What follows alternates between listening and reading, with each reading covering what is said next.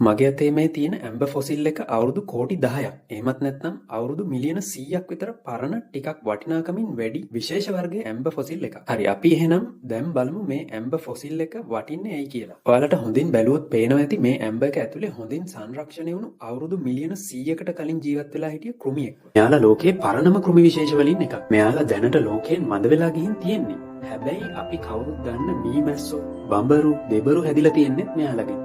මේ ඇම්බර් කැබැල්ලේ ඉන්න කෘමියා දිහා හොඳින් බැලුවොත් අපට පැහැදිලිවම බලා ගන්න පුළුවන්. උගේ දිගු පාද, හිසේ හැඩය, හිසේ තියෙන සංවේදක ඇන්ටනා වගේම උගේ සිරුරේ හැඩයත් හොඳට දැක ගන්න පුළුවන්. ඉතින් අවුරුදු මිලියන 99ක්. ඒ කියන්නේ අවුරුදු ලක්ෂ 990ක් විතර මේ කෘමි සිරුර ඉතා හොඳින් ඇම්බර් කැබැල්ල ඇතුලේ සංරක්ෂණය වෙලා තියෙන එක හරි පුදුමයි.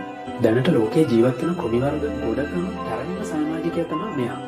මෙයාලා ජීවත් වුණේ වසර මිලියන 145-66 අතර කාලේ.